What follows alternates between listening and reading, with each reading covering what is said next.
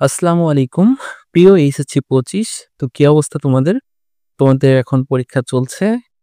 সামনে তোমাদের হচ্ছে বায়োলজি ১ম পত্র পরীক্ষা। তো আজকের এই ভিডিওতে আমরা মূলত বায়োলজি ১ম পত্রের কিছু সাজেশন নিয়ে আলাপ আলোচনা করব। যেই জায়গাগুলো থেকে মূলত বোর্ড কোয়েশ্চেন গুলো বারবার এসে থাকে, সেই জায়গাগুলো একটু দেখিয়ে দেওয়ার চেষ্টা করব।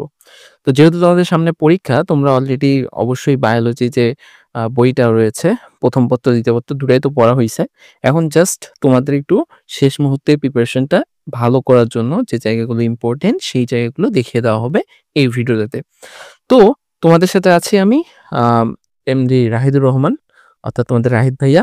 পড়াশোনা করছি রংপুর মেডিকেলে। তো চলো শুরু করা যাক।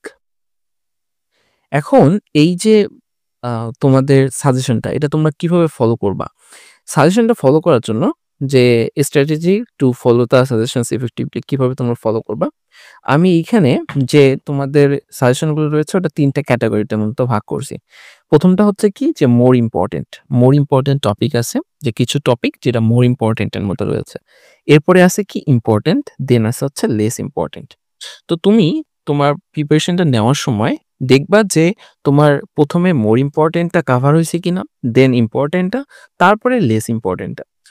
আর তোমার যদি ভালো প্রিপারেশন থেকে থাকে তুমি সবগুলো একটু দেখে নিবা, কোনো সমস্যা নাই। আর তোমার যদি একটু কম প্রিপারেশন থাকে তুমি ১ম এই মোর ইম্পোর্টেন্টটা দেখবা, এরপর সময় পেলে ইম্পোর্টেন্ট, তারপর আরো সময় পেলে লেস ইম্পোর্টেন্ট। আর তারপর যদি আরো সময় থাকে তুমি অন্য কিছুতে যাইতে পারো। যেহেতু সময় কম, এইজন্য আমাদের যেটা কোয়েশ্চেন আসে সেইটা থেকেই মূলত ওই বিষয়গুলো থেকেই প্র্যাকটিস করতে হবে, তাই না? আচ্ছা, তো আমরা এখন দেখি আমাদের ১ম অধ্যায় যেটা রয়েছে, জীববিজ্ঞান ১ম পত্রের যে ১ম অধ্যায়, সেইখানে আমরা মোর ইম্পোর্টেন্ট টপিকের মধ্যে কি দেখতে পাচ্ছি?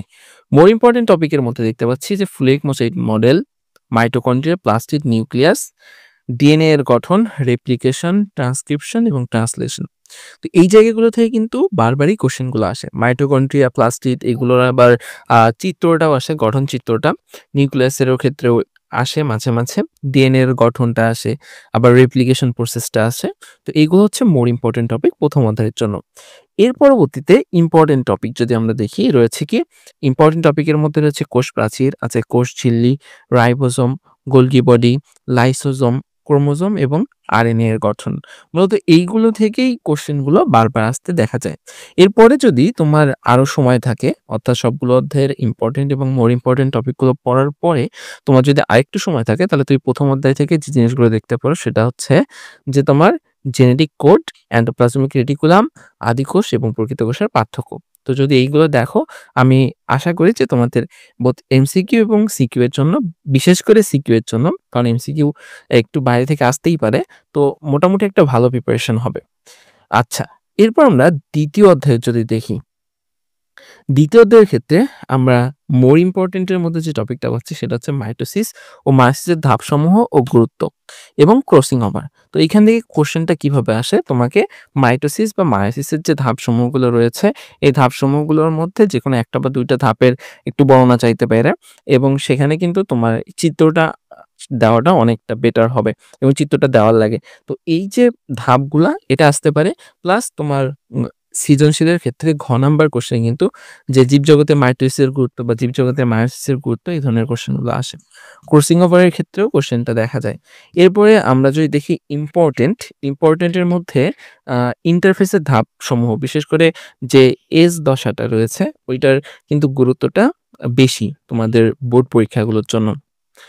পরবর্তীতে আমরা একটু দেখি যে ৪র্থ অধ্যায়।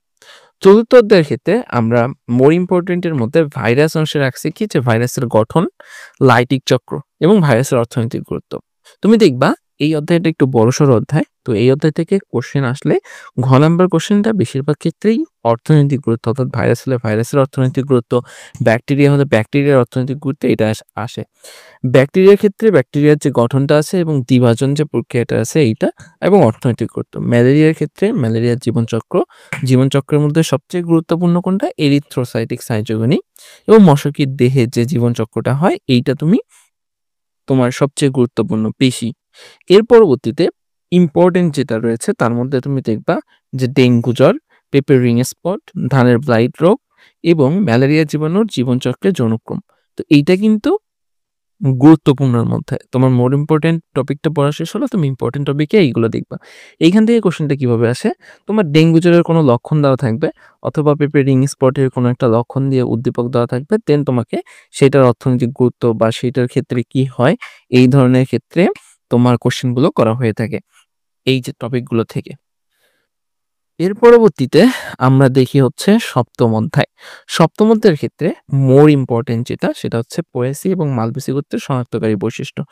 এই অধ্যায় থেকে যদি কোশ্চেন হয় তাহলে অবশ্যই তোমার এই পোয়েসি এবং মালবেসি গোত্রের শনাক্তকারী বৈশিষ্ট্য রিলেটেড কোশ্চেন একটা আসবে। এখন এটা সরাসরি শনাক্তকারী বৈশিষ্ট্যগুলো লিখতে বলতে পারে, অথবা পোয়েসি এবং মালবেসি যে গোত্র দুটো আছে এই দুটো গোত্রের মধ্যে পার্থক্য লিখতে বলতে পারে, অথবা পোয়েসি এবং মালবেসির যে উদাহরণগুলো রয়েছে ওই উদাহরণগুলো দিয়ে ওই গোত্রের বৈশিষ্ট্যগুলো চাইতে পারে। পরবর্তীতে তোমার ঘ নম্বরে অর্থনৈতিক গুরুত্ব রিলেটেড কোশ্চেন করতে পারে। এরপরে কি আছে যে পুষ্প প্রতীক এবং পুষ্প সংকেত, তো এইগুলো হচ্ছে তোমার এই অধ্যায়ের মোর ইম্পর্টেন্ট টপিক। এরপরে আছে হচ্ছে ইম্পর্টেন্ট টপিক। ইম্পর্টেন্ট টপিকের মধ্যে কি কি আছে যে নগ্নবীজি ও আবৃতবীজি উদ্ভিদের বৈশিষ্ট্য এবং সাইকাসের স্পোরফাইট এবং মূল, তো এইগুলো থেকেও মাঝে মাঝে কোশ্চেন আসতে দেখা যায়, খুব বেশি আসে তা না বাট আসতে দেখা যায়। এজন্য তোমার মোর ইম্পর্টেন্ট টপিকটা যদি পড়া শেষ হয় তাহলে তুমি ইম্পর্টেন্ট টপিকটা পড়ে নিবা।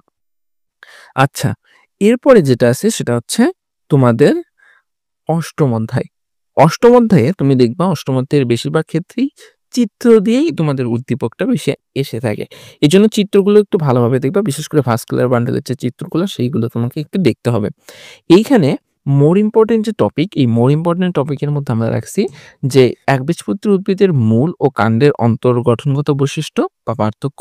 এই বৈশিষ্ট্য বা পার্থক্য বলতে তুমি যদি বৈশিষ্ট্যটা পড়ো তাহলেই কিন্তু তুমি পার্থক্য বের করতে পারবা কম্পেয়ার করে। এরপর বলছে কি যে ভাস্কুলার বান্ডেল ও ভাজক টিস্যুর প্রকারভেদ ও গুরুত্ব।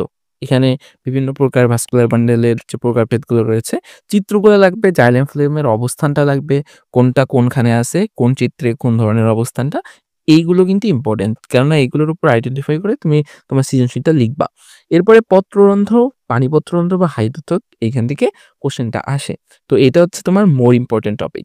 ইম্পর্টেন্ট টপিকের মধ্যে কি কি রয়েছে, ইম্পর্টেন্ট টপিকের মধ্যে রয়েছে দ্বিবীজপত্রী উদ্ভিদের মূলকাণ্ড এবং স্থায়ী টিস্যু। খুব বেশি প্রশ্ন আসে তা না, বাট ইম্পর্টেন্ট। তোমার মোর ইম্পর্টেন্ট টপিকটা শেষ হলে তুমি ইম্পর্টেন্ট টপিকটা থেকে দেখে নিতে পারো।